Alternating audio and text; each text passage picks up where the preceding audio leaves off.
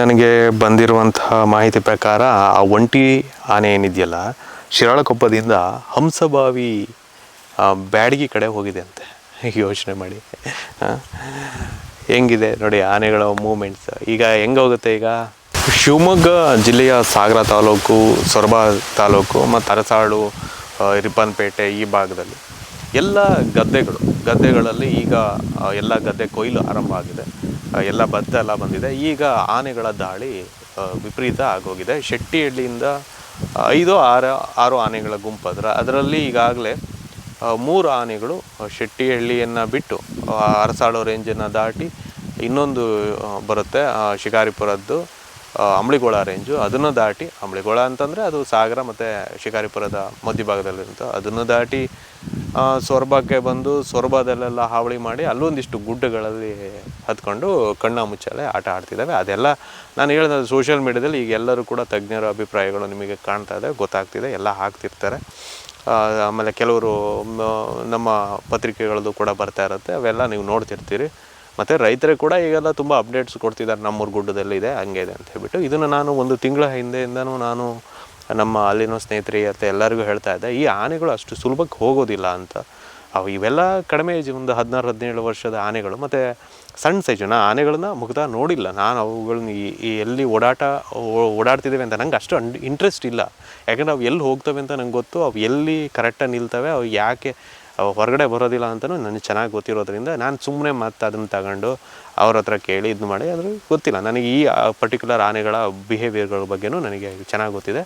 ಸಿಕ್ಕಾಪಟ್ಟೆ ಕಣ್ಣ ಮುಚ್ಚಾಲೆ ಆಟ ಆಡಿಸ್ತೇವೆ. 1 ತಿಂಗಳಿಂದ ಹೆಚ್ಚು ಕಡಿಮೆ ಅಲ್ಲಿ ಒಂದೊಂದು ಶಿಫ್ಟಲ್ಲಿ ಒಂದೊಂದು ಡಜನ್ ಸ್ಟಾಫ್ಗಳು, ಒಂದು 40-50 ಜನ ಬರೀ ಇದೇ ಕೆಲಸ ಆಗಿಬಿಟ್ಟಿದೆ. 3 ರೇಂಜಲ್ಲಿ ಮಧ್ಯಾಹ್ನ ಊಟ, ಬೆಳಗ್ಗೆ ತಿಂಡಿ, ರಾತ್ರಿ ಊಟ, ಶಿಫ್ಟ್ನವ್ರಿಗೆ ಮಾಡಬೇಕಲ್ಲ, ಅಷ್ಟು ಮಾಡ್ಕೊಂಡು DRFಗಳು, ಫಾರೆಸ್ಟ್ಗಳು, ವಾಚರ್ಸ್ಗಳು ಎಲ್ಲ ಸೇರಿಬಿಟ್ಟು ಕಾಡನ್ನು ಕೂಂಬಿಂಗ್ ಮಾಡೋದು, ಆನೆ ಎಲ್ಲಿದೆ ನೋಡೋದು, ಪಟಾಕಿ ಹೊಡೆಯೋದು, ಅಲ್ಲಿನ ಜನರಿಗೆಲ್ಲ ಆ ಕಡೆ ಈ ಕಡೆ ಹೊಡಿಬೇಡಿ ಅನ್ನೋದು ಹೀಗಾಗಿದೆ. ಕೆಲವೊಂದು ಕಡೆ ಗನ್ ಇಲ್ಲ, ಕಾರ್ಟ್ರಿಡ್ಜ್ ಇಲ್ಲ, ಮತ್ತು ಪಟಾಕಿಗಳು ಇಲ್ಲ ಅಂತ ನೋಡ್ತಿದ್ದೆ ನಾನು. ಆ ಶಿರಾಳಕೊಪ್ಪ ರೇಂಜಲ್ಲಿ ಈಗ ಅದು ಈ ಸೊರಬ ಭಾಗದಲ್ಲಿ, ಆ ತೊಗರ್ಸಿ ಭಾಗದಲ್ಲಿ ಒಂದೇನೋ ಆನೆ ಓಡಾಡ್ತಿದೆ. ಇನ್ನೊಂದು 2 ಆನೆಗಳು ಪುನಃ ಮತ್ತು ಈ ನಮ್ಮ ಶಿರಾಳಕೊಪ್ಪ, ಸೊರಬ ಮತ್ತು ಈ ನಮ್ಮ ಅಂಬ್ಳಿಗೋಳ ರೇಂಜಿನ ಮಧ್ಯಭಾಗದಲ್ಲಿ ಓಡಾಟಗಳು. ಯಾವ್ಯಾವ ಹಳ್ಳಿಗಳು ಬೇಡ, ಯಾಕೆಂದರೆ ಇವತ್ತು ಈ ಹಳ್ಳಿಯಲ್ಲಿದ್ದರೆ ನಾಳೆ ಇನ್ನೊಂದು ಹಳ್ಳಿಯಲ್ಲಿ ಇರ್ತವೆ, ಅವು ಇನ್ನೊಂದು ಗುಡ್ಡ ಹತ್ಕೊಂಡ್ಬಿಟ್ಟಿರ್ತವೆ. ಅದಕ್ಕಾಗಿ ಲೈವ್ ಅಪ್ಡೇಟ್ಸ್ ಎಲ್ಲ ಇದಕ್ಕೆಲ್ಲ ಕೊಡೋಕ್ಕಾಗೋದಿಲ್ಲ.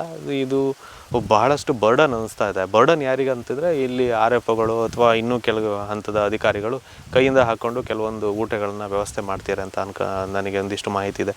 ಆಮೇಲೆ ಊಟ ಏನು ಅಂತಂದರೆ ಪ್ರತಿದಿನ ಒಂಥರ ಹಬ್ಬದ ಥರ ಆಗಿದೆ. ಆಯ್ತಾನೆ 1 ತಿಂಗಳಾಯಿತು ಕೂತ್ಕೊಂಡಿದ್ದಾರೆ, ಅದೊಂಥರ ಚೆನ್ನಾಗಿಬಿಡುತ್ತೆ. ಆದರೆ ಕೆಲವು ತುಂಬ ಕೆಲಸಗಳಿದ್ದಾವೆ ಡಿಪಾರ್ಟ್ಮೆಂಟಿಂದ ಈ ಟೈಮಲ್ಲಿ, ಅವೆಲ್ಲ ಆಗ್ತಾಯಿಲ್ಲ ಸಿಬ್ಬಂದಿಗೆ. ಆನೆ ಓಡಿಸೋ ಸ್ಕಿಲ್ಲು ಕೂಡ ನಮ್ಮಲ್ಲಿ ಯಾರಿಗೂ ಕೂಡ ಈ ಶಿವಮೊಗ್ಗದ ಭಾಗದವರಿಗೆ ಇಲ್ಲ, ಎಕ್ಸೆಪ್ಟ್ ನಮ್ಮ ಶೆಟ್ಟಿಹಳ್ಳಿ ಭಾಗದಲ್ಲಿ ವೈಲ್ಡ್ ಲೈಫ್ನವ್ರಿಗೆ ಬಿಟ್ಟರೆ. ಕುಮ್ಕಿ ಆನೆಗಳನ್ನ ತಂದರು ಸಕ್ಕರೆಬೈಲಿಂದ, ಅವುಗಳನ್ನು ಒಂದಿಷ್ಟು ನೋಡಿದ್ರು. ಆ ಬರ್ಗಿ ಅಂತ ಒಂದು ದೂಗೂರು, ಬರ್ಗಿ ಆ ಭಾಗಗಳಲ್ಲಿ, ಅಲ್ಲಿ ಸೊರಬ ಬಾರ್ಡ್ರೆ, ಅಲ್ಲಿಂದ ಒಂಚೂರು ಓಡೋದಂಗೆ ಮಾಡಿದವು, ವಾಪಸ್ ಬಂದವು. ಆಮೇಲೆ ಅಲ್ಲಿ ಜನ ಎಲ್ಲ ಒಂದು ಸ್ವಲ್ಪ ನಿಟ್ಟುಸಿರು ಸದ್ಯಕ್ಕೆ ಬಿಟ್ಟರು, ಇವನ್ನ ಮತ್ತೆ ವಾಪಸ್ಸು ಸಕ್ಕರೆಬೈಲಿಗೆ ತಂದುಬಿಟ್ರು. ಅದೆಷ್ಟು ಖರ್ಚು ಬರಬೇಕು. ಅಲ್ಲಿ ಯಾವುದೋ ಒಂದು ಇದರಲ್ಲಿ ಶಾಲೆ ಮನೆ ಇದ್ರಾಗೆ ಬರ್ಗಿ ಅನ್ನುವಂಥ ಗ್ರಾಮ, ಅಲ್ಲಿ ನಾನು ಹೋಗಿದ್ದೆ. ಅವಾಗೆಲ್ಲ ಪಾಪ ಎಲ್ಲ ತರಕಾರಿ ಅದು ಇದು ಅಂತ ಹೆಚ್ಚಾಗಿ ಕುಂತಿದ್ರು ಎಲ್ಲ ಸಿಬ್ಬಂದಿ, ಅಲ್ಲಿನ ಜನನೂ ಕೂಡ ಕೋಆಪ್ರೇಟ್ ಮಾಡ್ತಿದ್ರು. ಪಾಪ ಅವರಿಗೂ ಡಿಪಾರ್ಟ್ಮೆಂಟಿಗೆಲ್ಲ ಸಹಕಾರ ಮಾಡ್ತಾರೆ, ಯಾವ ಕಾಲಿಗೆ ಮಾಡಲ್ಲ ಅಂತೇನಿಲ್ಲ.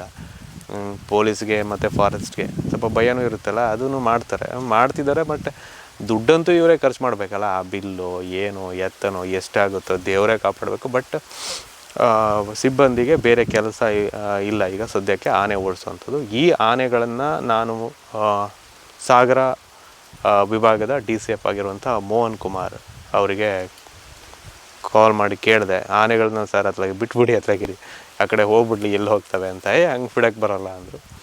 ಹಳೇ ಕಾರಿಡಾರ್ ಅಂತ ನಮ್ಮ ಒಂದಿಷ್ಟು ವಾದಗಳಿದ್ದಾವೆ. ಅದು ಕಾರಿಡಾರು ಅಂದರೆ ದಾಂಡೇಲಿ ಹೋಗ್ತಿತ್ತು ಅಂತ ಆ ಕಾಲದಲ್ಲಿ, ಈಗ ಆಗೋದಿಲ್ಲ. ನಾನು ಮೊನ್ನೆ ದಾಂಡೇಲಿವರೆಗೂ ಹೋದಾಗ ನೋಡಿದೆ ಎಲ್ಲೆಲ್ಲಿ ಏನೇನು ಸಮಸ್ಯೆ ಅಂದರೆ, ಸಿದ್ದಾಪುರದವರೆಗೆ ಪರವಾಗಿಲ್ಲ, ಸಿದ್ದಾಪುರದ ಕ್ರಾಸ್ವರೆಗೆ. ಆಮೇಲೆ ಆನೆಗಳು ಕಾರಿಡಾರಲ್ಲೇ ಹೋಗ್ತವೆ ಅನ್ನುವಂಥ ತಪ್ಪು ಪರಿಕಲ್ಪನೆ ಬೇಡ. ಅವೆಲ್ಲ ಪಠ್ಯಗಳೆಲ್ಲ ಈಗ ಎಲ್ಲೆಲ್ಲ ಹೋಗ್ಬಿಟ್ಟು ಅವರೆಲ್ಲ ರಿಸರ್ಚರ್ಸ್ ಕೊಟ್ಟಿರುವಂಥ ಪಠ್ಯಗಳು, ಪುಸ್ತಕಗಳು ಅವೆಲ್ಲ ಅಡಿ ಹಾಕ್ಕೊಂಡು ಮಲ್ಕೊಬೇಕು ಈಗ ಅಷ್ಟೇ. ನೀವು ಅಂಥ ಪ್ರಾಣಿಗಳದ್ದು ಯಾವ ಬಿಹೇವಿಯರು ಈಗ ಅಷ್ಟು ಅವ್ರು ಬರ್ದಂಗೆ ಆಗ್ತಿಲ್ಲ. ಕಾರಿಡಾರಲ್ಲಿ ಹೋಗ್ತವೆ, ಕಾರಿಡಾರ್ ನಾಶ ಆಗಿದ್ದಕ್ಕೆ ಹಿಂಗೆ ಆಗ್ತವೆ. ಹುಲಿಗಳು ಪೊದೆಯಲ್ಲಿ ನಮ್ಮನ್ನು ನೋಡುತ್ತವೆ, ಚಿರತೆಗಳು ಅಟ್ಯಾಕ್ ಮಾಡೋದಿಲ್ಲ, ಮಕ್ಕಳು ಹೆಂಗಸ್ರ ಮೇಲೆ ಮಾತ್ರ ಬಗ್ಗಿ ಕೂತವ್ರ ಮೇಲೆ ಮಾತ್ರ, ಇಂಥವೆಲ್ಲ ಕತೆಗಳು ನಾವು ತುಂಬ ಕೇಳಿ ಓದಿ ಎಲ್ಲ ಮಾಡಿ ಕಾಡಿದ್ದರೆ ಮಳೆ ಬರುತ್ತೆ ಅಂತ ಹೇಳಿಬಿಟ್ಟು ಪಾಠಗಳನ್ನು ಕೇಳಿ ಇವತ್ತು ಬೇರೆ ಬೇರೆ ಥರದ ಪರಿಸ್ಥಿತಿ ಈಗ ನಾವು ನೋಡ್ತಾ ಇದ್ದೀವಿ. ಹಾಗಾಗಿ ಸದ್ಯಕ್ಕೆ ಇದೊಂದೇ ಕಾರಣಕ್ಕಾಗಿ ಆನೆಗಳು ಓಡಾಡ್ತವೆ ಅಂಥೇಳಿ ನಾವೆಲ್ಲ ತಿಳ್ಕೊಬಾರ್ದು. ಈಗ ಅದು ದಾಂಡೇಲಿಗೆ ಹೋಗ್ಬೇಕಾ ಅಂತಂದರೆ ದಾಂಡೇಲಿಯಲ್ಲಿ ಒಂದಿಷ್ಟು 40-50 ಆನೆಗಳಿದ್ದಾವೆ ಅಂತ ಹೇಳ್ತಾರೆ. ಅದು ಎಷ್ಟು ಇದೆಯೋ ಗೊತ್ತಿಲ್ಲ. ಅಲ್ಲೂ ಕೂಡ ಒಳಗಡೆ ಈಗ ಟೈಗರ್ ರಿಸರ್ವ್ ಬರೋದ್ರಿಂದ ಅಲ್ಲಿನ ಜನರು ಕೂಡ ಅದನ್ನೇನು ಬ್ಲೇಮ್ ಮಾಡೋದಿಲ್ಲ ಯಾರನ್ನು.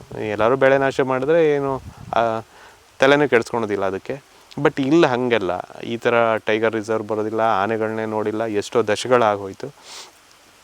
ಆನೆಗಳಿಲ್ಲಪ್ಪ, ಒಂದು 2 ಜನ್ರೇಷನ್ನಿಗಂತೂ ಆನೆಗಳು ಇಲ್ಲಿ ಬಂದಿರೋದು ಗೊತ್ತೂ ಇಲ್ಲ. ಆಮೇಲೆ ಆ ರೆಕಾರ್ಡ್ಸ್ ಇಲ್ಲ ಆ ಥರದ್ದು. ಎಲ್ಲೋ ಒಂದೋ ತಪ್ಸ್ಕೊಂಡು ಯಾವಾಗ ಬಂದಿರೋದು ಗೊತ್ತಿದೆ, ಹಿಡ್ದಿರೋದು ಬಿಟ್ಟರೆ ಏನೋ ರೆಗ್ಯುಲರ್ ಇದ್ರದ್ದು ಮೂಮೆಂಟ್ಸ್ ಎಲ್ಲ ಇಲ್ಲ. ಬಟ್ ಈಗ ಹಗ್ಗ ಹಿಡ್ದಂಗೆ ಅಲ್ಲಿಂದ ಶೆಟ್ಟಿಹಳ್ಳಿಯಿಂದ ಇಲ್ಲಿವರೆಗೆ ಒಂದು 100-105 ಕಿಲೋಮೀಟ್ರ್ ಆಗುತ್ತೆ ಅನ್ಸುತ್ತೆ ಸೊರಬ ಬಾರ್ಡ್ರ್. ಅಲ್ಲಿವರೆಗೂ ಬರ್ತೇವೆ. ಮತ್ತು ಸೊರಬ ನಾನು ಪದೇ ಹೇಳ್ತೀನಿ, ಸೊರಬದಲ್ಲಿ ಎಲ್ಲ ಕಡೆ ಒತ್ತುವರಿ ಸಮಸ್ಯೆ ಇಲ್ಲ. ಮತ್ತು ಒತ್ತುವರಿ ಇಲ್ಲದೇ ಇರುವಂತಹ ಕೆಲವು ಪ್ರದೇಶದಲ್ಲಿ, ಒತ್ತುವರಿ ಕಂಟ್ರೋಲ್ ಆಗಿರುವಂಥ ಪ್ರದೇಶದಲ್ಲಿ ಬೆಟ್ಟ ಗುಡ್ಡ ಚೆನ್ನಾಗಿದೆ. ಆದರೆ ಬೆಟ್ಟ ಗುಡ್ಡಗಳನ್ನು ದಾಟ್ಕೊಂಡು ಆಚೆ ಕಡೆ ಊರಿಗೆ ಹೋಗುವಂತಹ ಅಲ್ಲಲ್ಲಿ ಮನೆಗಳಿರುವಂತಹ ಏರಿಯಾಗಳೇ. ಮತ್ತು ಹಾಗಂತ ಯಾವುದು ಡಿಸ್ಟರ್ಬ್ ಇಲ್ಲದೇ ಇರುವಂಥ ಫಾರೆಸ್ಟು ಅಂತ ಅಲ್ಲ.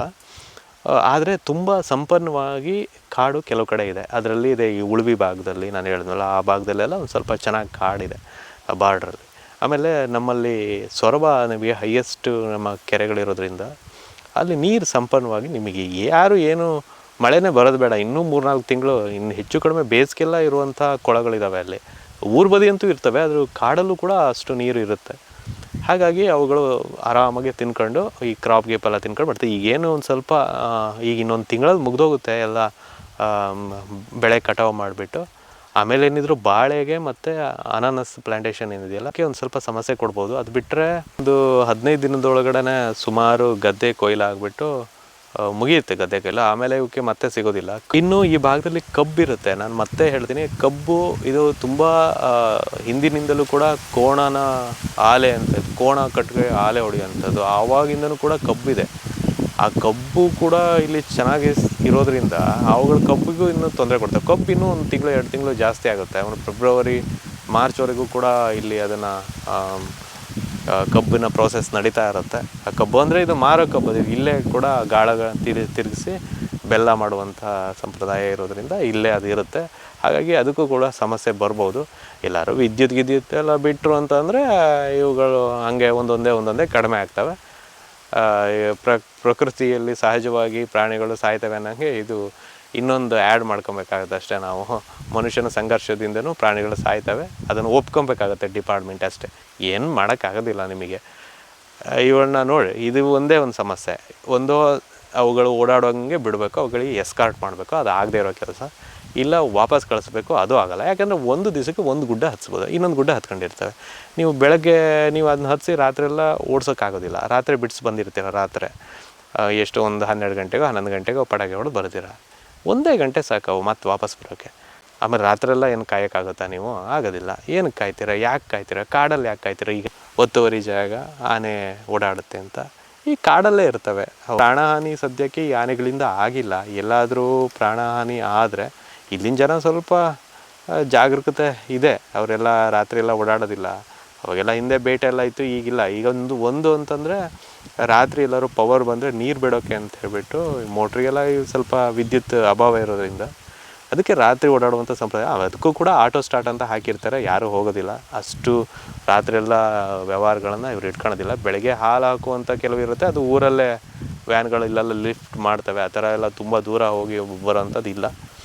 ಒಟ್ಟಿನಲ್ಲಿ ಈಗ ಸದ್ಯಕ್ಕೆ ಆ ಥರ ಪ್ರಾಣಹಾನಿಯನ್ನು ಸಂಭವಿಸಿಲ್ಲ ಅನ್ನೋದಕ್ಕಾಗಿ ಸ್ವಲ್ಪ ನಿಟ್ಟುಸಿರು ಬಿಟ್ಕೊಂಡಿದ್ದೀವಿ.